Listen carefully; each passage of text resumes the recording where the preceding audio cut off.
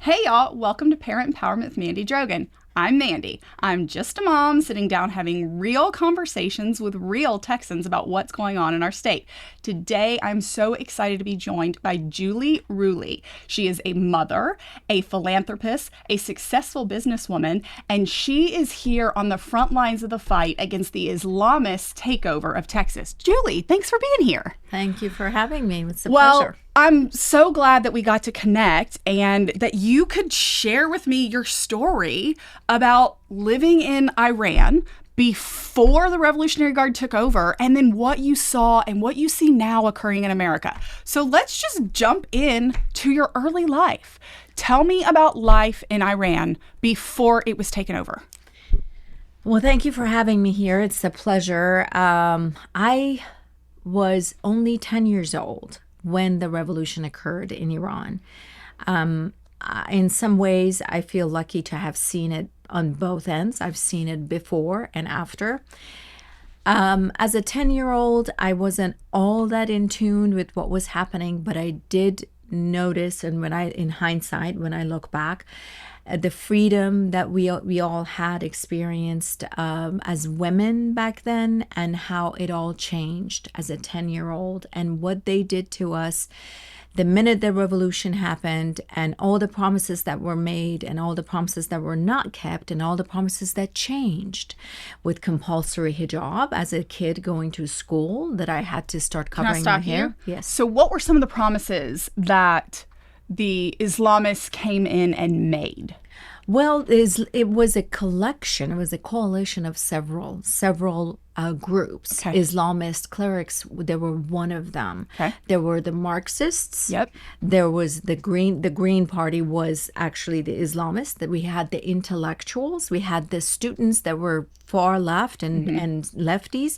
So they all had different goals that they wanted to execute or bring about for a free Iran. But at the time, they united all behind against Shah, which is exactly what we're going to talk about today. Yeah. Just because we're against something, it doesn't mean that we're all for the same thing. Right. They all had different goals, so they all gave different promises.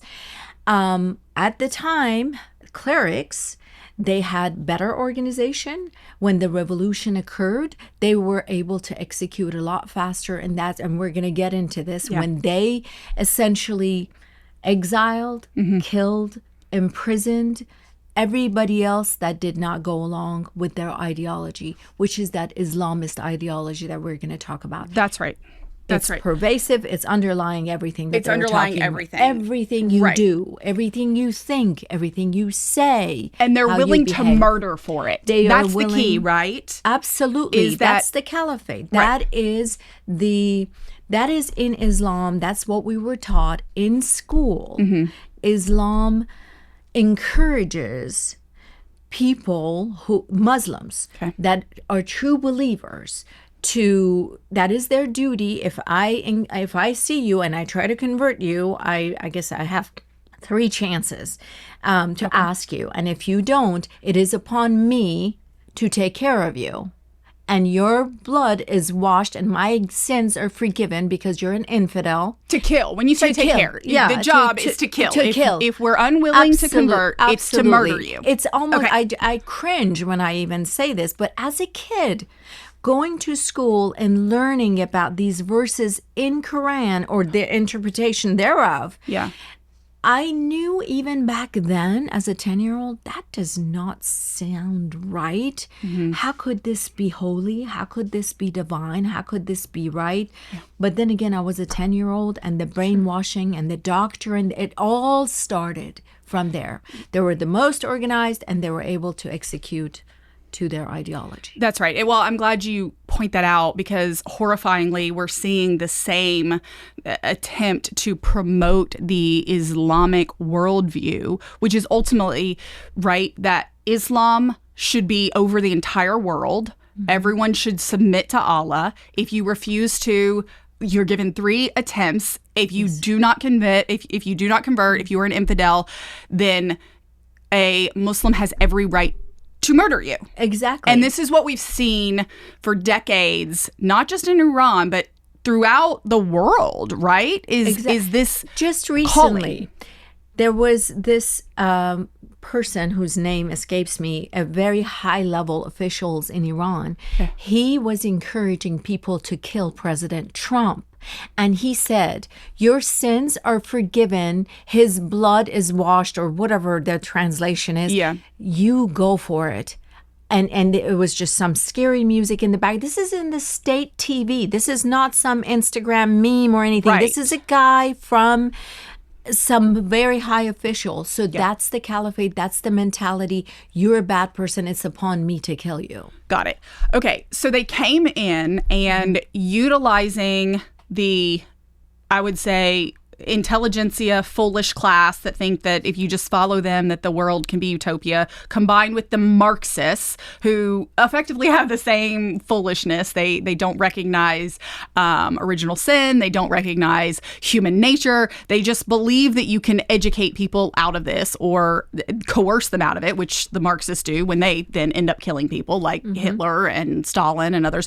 But that was, even though their goal was different than the Islamists, they partnered together. They overthrew the Shah. Exactly. And then you saw, this is where they came in and they started enacting the Islamist view of how the world should work. And it is particularly harsh for women. Talk to us about what started happening to women.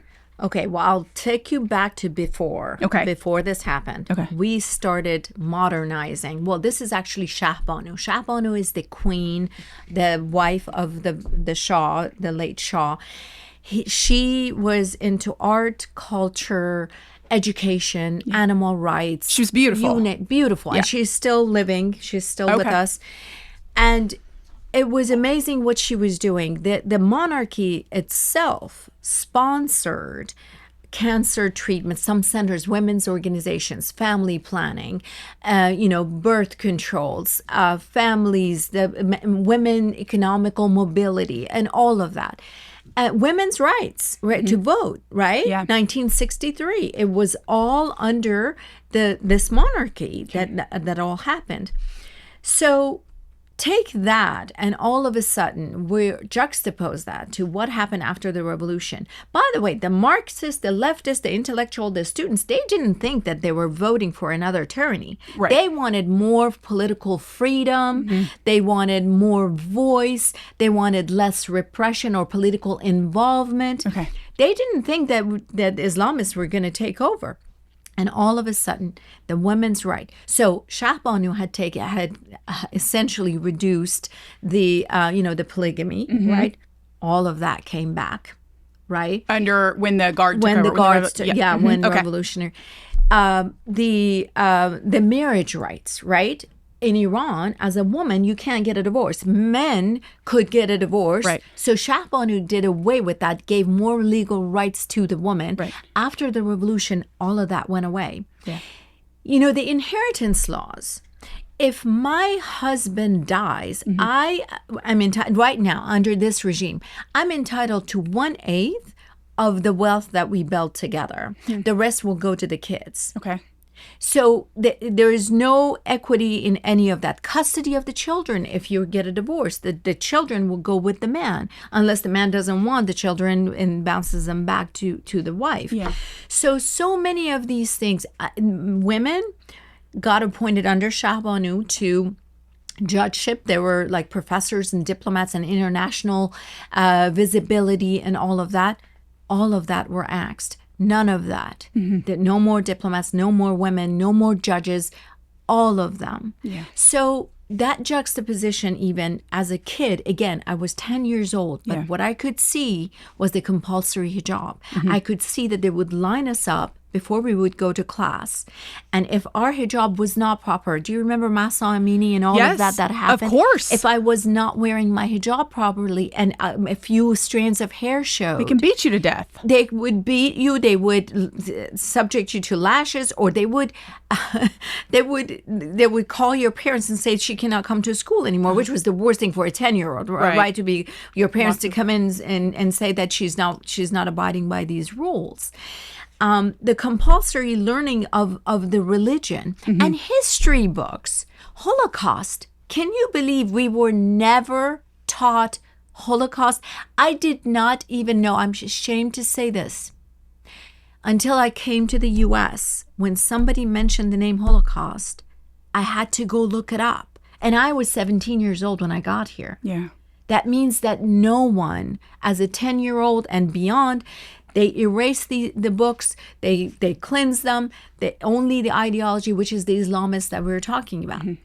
Yeah. It's really penetration in the young minds and at a very early stage, these doctrines. Yeah. That's why we need to be very careful. And I know we're going to talk about this, but right now people chant a lot of things. Right. Yes, we've got a lot of uninformed young people in America that are falling into the same realm as the Marxist, far leftist, intelligentsia, academia, whatever we want to call it, class, who are willingly, supporting Hamas, if you will. And it's this complete disconnect. One day they're, waving flags in support of Hamas and Free Palestine, which, as you noted, under this absolutely tyrannical political ideology of Islamism, there is no freedom.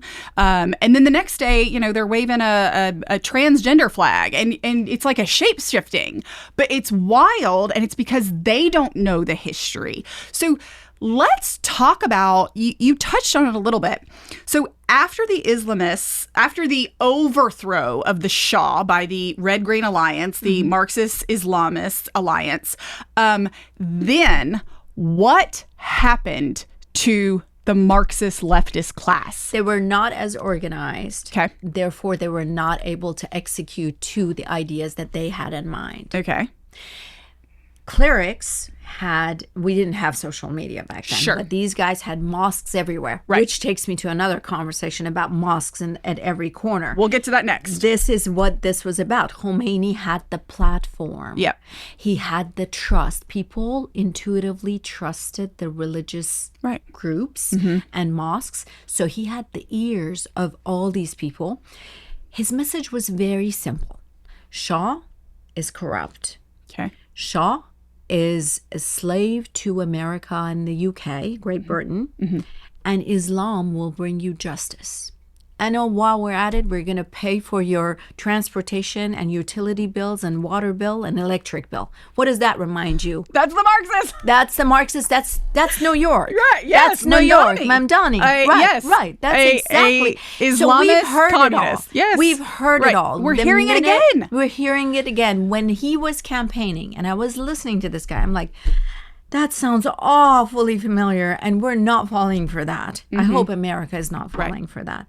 But anyway, back to your question. Remind me again. So what happened to all these people after? Right. What happened when they took the power and they were like, we're going to kill you if you don't do this? What happened to them? Exiled, imprisoned, and executed in 1988. Between 1980 and 1988, there were mass executions that were happening in Iran of all the people, all the political prisoners, all the people that helped with the revolution, but there were no more use. Right. There was no more use for them. Right. So they were exiled, they were killed, they were tortured.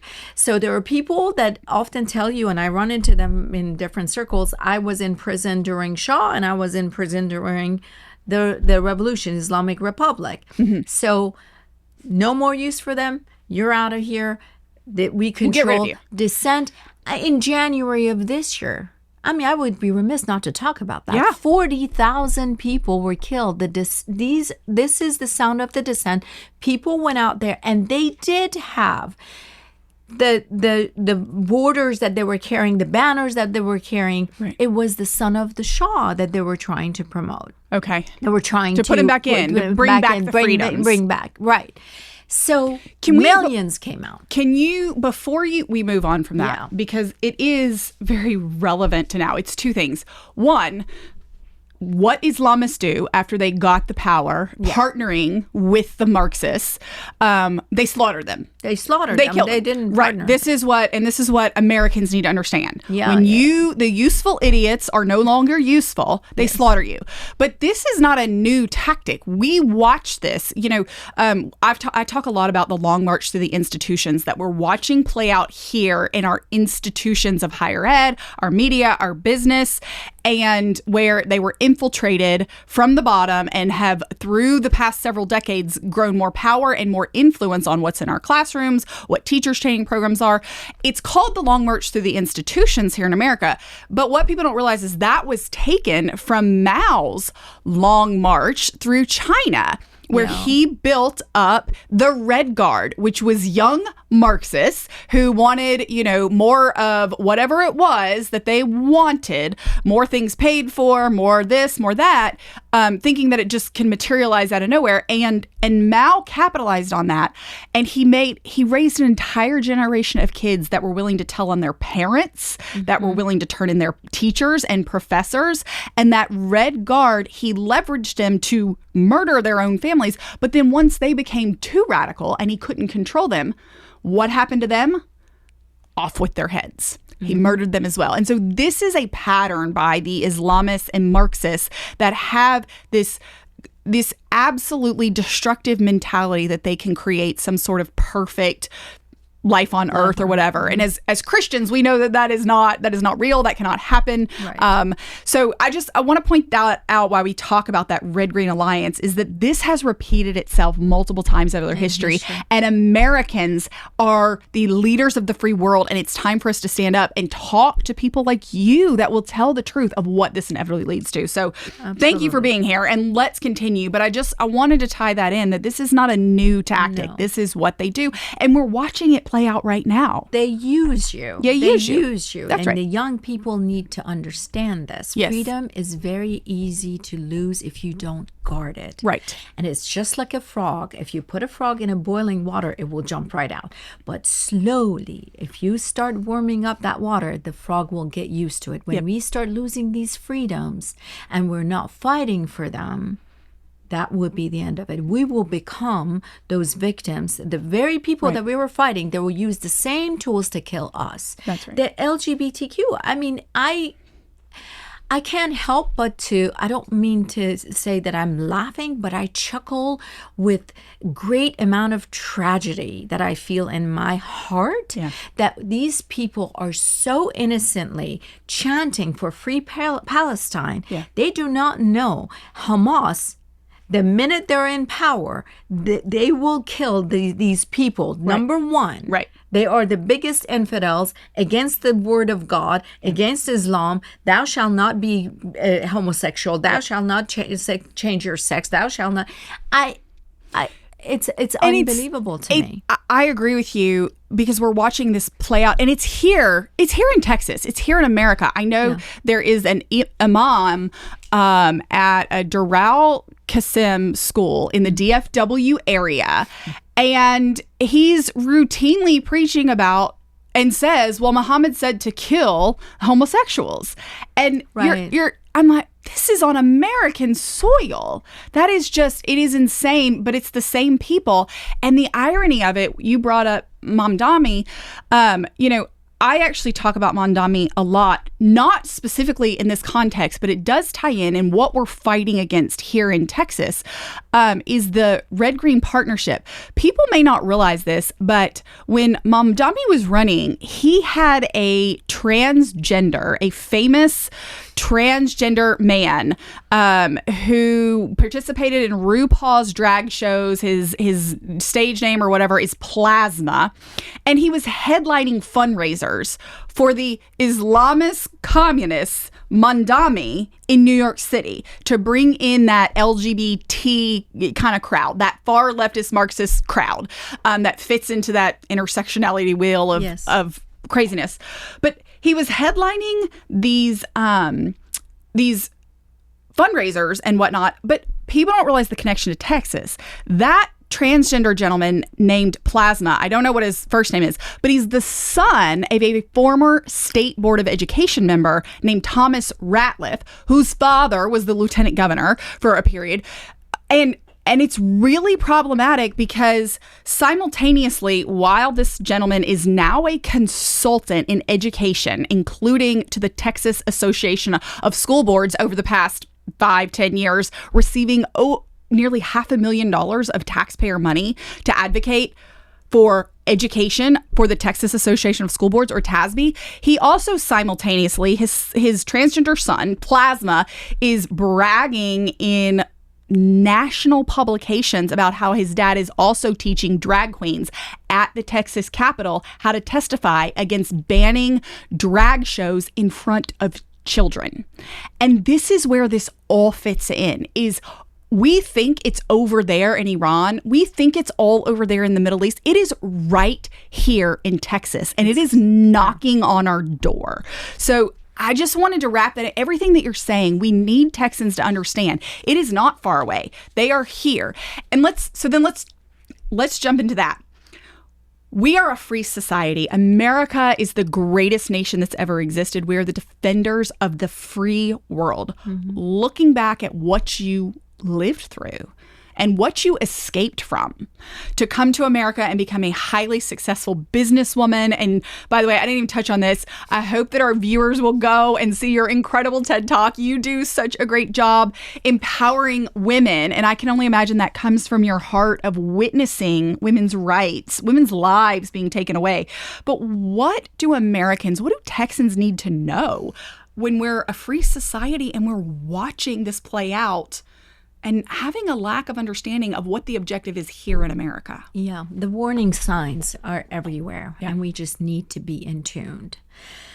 When the institutions start dissipating, mm-hmm. when the free press mm-hmm. and the unbiased press no longer exist and everything is spun the way that the other side wants to spin it, and it's shoved down our throat, it's truly about keeping these institutions, our courts, the power, the different, having multiple parties within a system, and not being a one-party political system.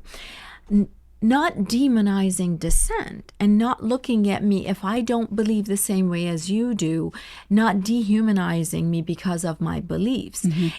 It all starts right here. It all starts right here, and it starts by looking at being involved with our kids' schools and understanding what it is that they're being taught. Are they teaching them the history that we want them to teach? Are they teaching them?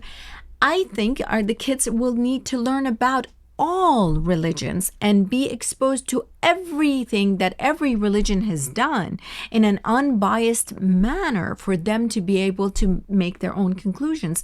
They are the guardians of this system that we leave for them. It does not come for free. Let me tell you firsthand, I am who I am because of America, because of its good people. I've been able to put my work and my energy to work to be able to accomplish what I have, but I would not have been able to do this. See, aptitude comes as in natural way, but working hard, that's something different. An opportunity, not having the opportunity if I were to stay in Iran versus in America. Yeah, correct? That's right. So what do I tell people? What do I tell this generation? Guard this liberty. Guard it as if your life depended on it. Okay, so I want to go back to, we talk a lot about Islamism. Yes. Islamism is the political ideology which is found in the Quran, which is that their job, their calling on earth is to subjugate all nations, all people under Islam. Right. Mm-hmm. Okay. That's what I want to make sure. And the Islamists are the ones that are willing to do it. Exactly. And not all Muslims want to do this. Correct. I do want to say that we do have 2 That's billion. Why I'm differentiating. Exactly. Is the Islamists believe in Islamism, which is the political ideology. The problem here that we have to address, because I get this question a lot when I'm talking about it. Well, what about the peaceful Muslims? What about the ones that love the freedom of the West? It is very important that we look across the 50 plus nations that have been conquered by Islam. You know, we can look at Lebanon, we can look at Iran, we can look at so many nations that were a different religion and have been conquered, Egypt.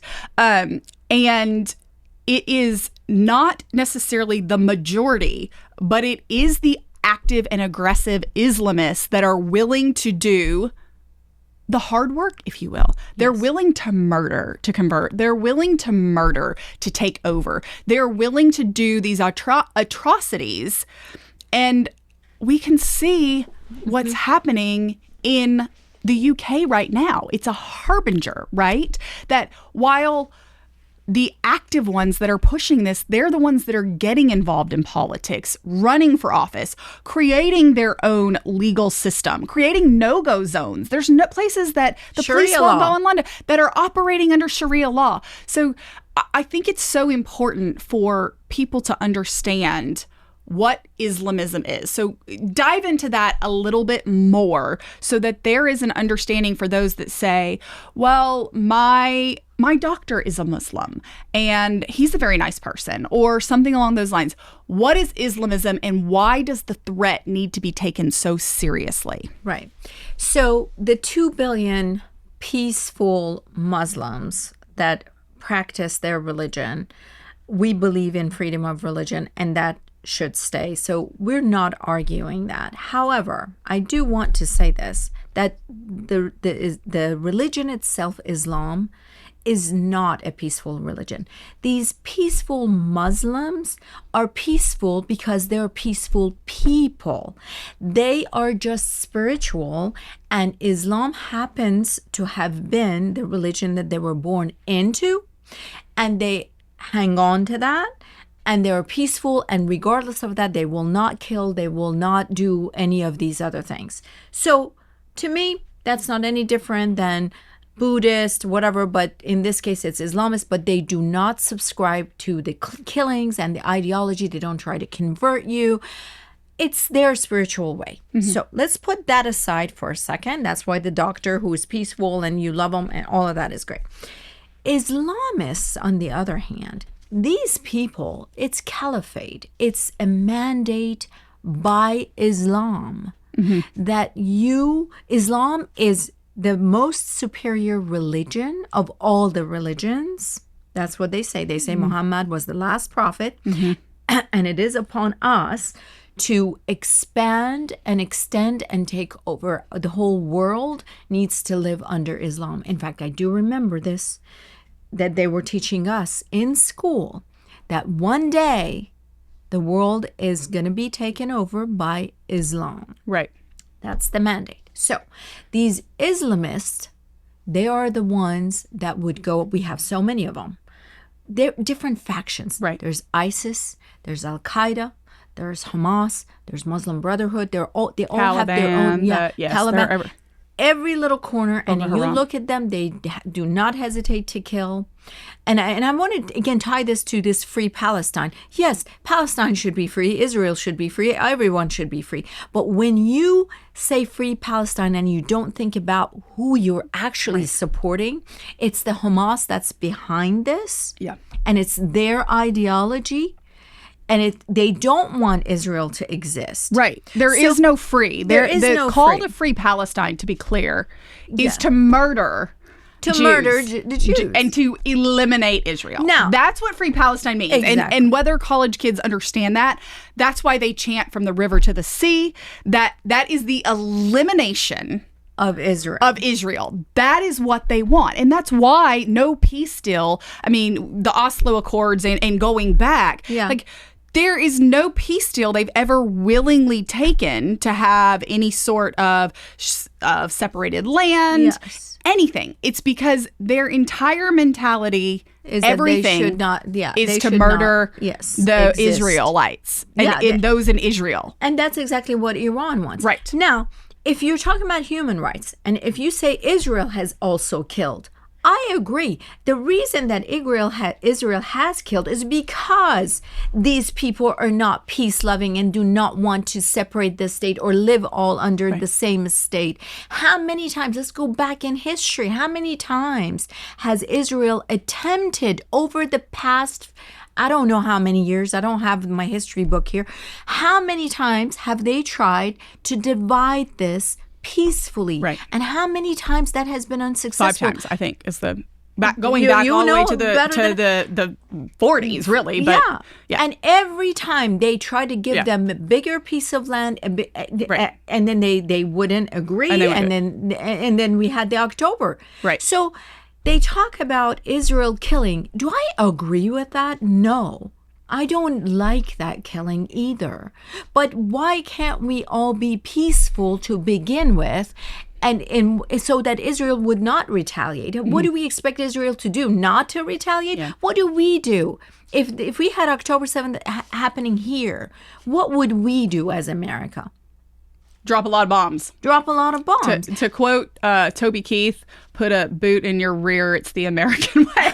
I mean, that's the truth. You're not going to, but yeah, I know, I'm with you. We're not going to put up with that. And I also think it's always interesting where we can look at what's happened for generations that, I saw an image of the wall that Egypt had built to prevent Palestinians from coming in. And I'm always like, where are the Muslim-controlled countries, the Islamic-controlled countries that are letting these people in as refugees? They won't let them in because historically they come in and bomb their countries too. Right. Why can't the Arabic countries take? They won't. They refuse to take them.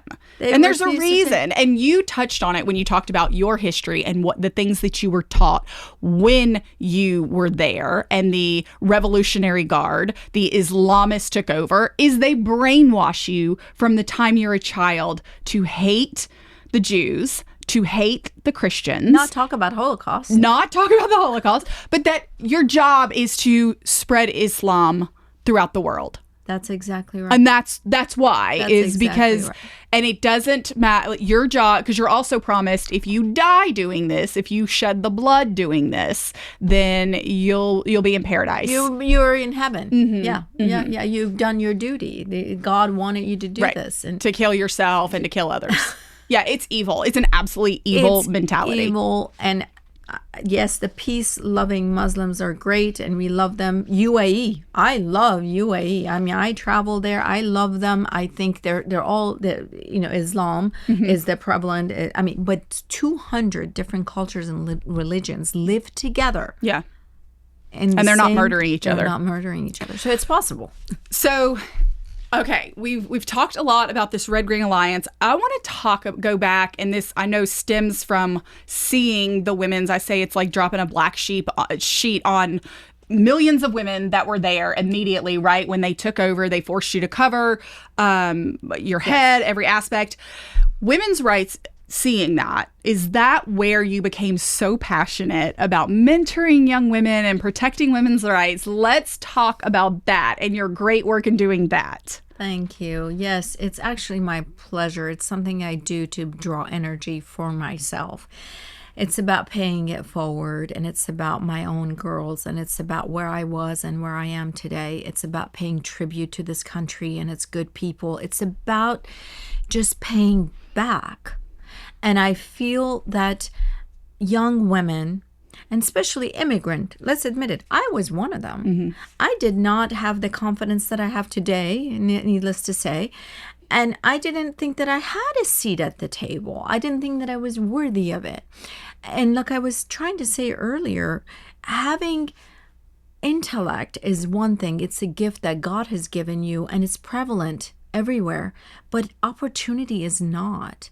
So to be able to capitalize on the land of opportunity that we have now in the U.S., I feel that coaching women, young women, giving them the confidence, giving them the confidence to use their aptitude and their intellect and their talents to do more for this country, that's our future. That's the future of America. Yeah. Well, that's beautiful.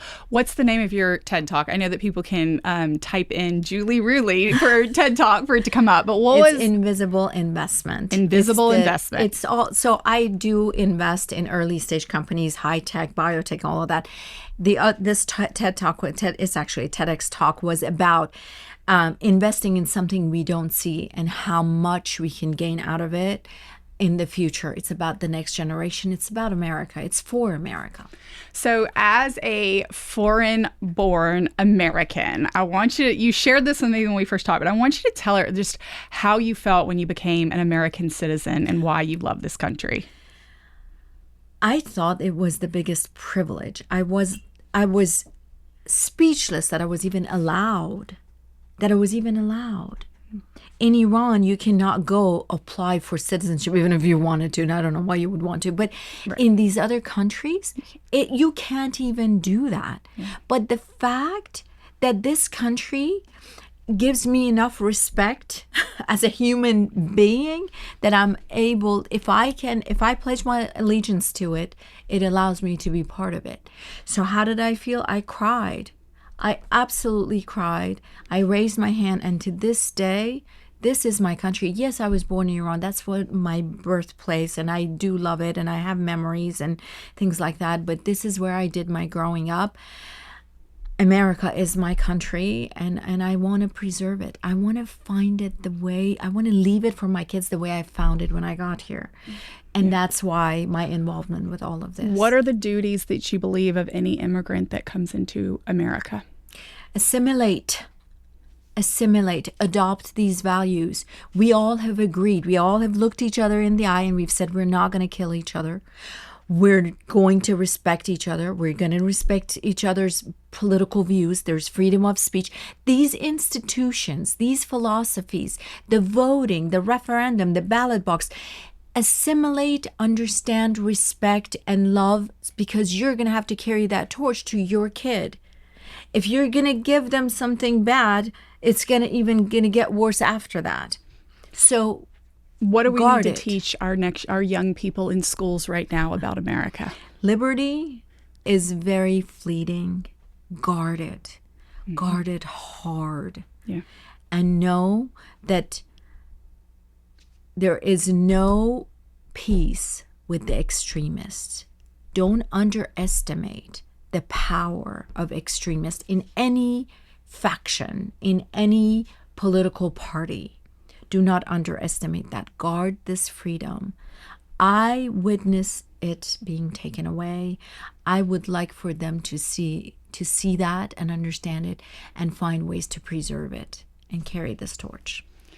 Julie, before we wrap up, I want you to look in that camera right there. Talk to the patriots, talk to the leaders of Texas about why it is so important that we protect the values of Western civilization, the freedoms that we've been given, and why we have to stand up against the radical Islamist terrorists that seek to undermine our Constitution, our republic that we've created, and the civilization that America enjoys today. America is a land of opportunity, beacon of hope, and that light on top of the hill that everybody in this world strives for, wants to come to, and we must preserve the republic that we have created, the freedoms that we enjoy today, and we must guard it as if it's our own family and our own kids, because it is. America is our child, and we must protect it, because the thieves out there, they want to take it away. The Islamists, the radicals, the extremists, they will do anything and everything possible to make America less like the America that we know. They want us all to live under their rules. Sharia law is no joke. Julie, thank you for coming to America and doing what any immigrant that comes, what we want to see. You assimilate, you love God, you love our country. We're so glad to have you here and all the contributions that you and your family have made. Thank you for joining us today on Parent Empowerment with Mandy Drogin. Now you have the power.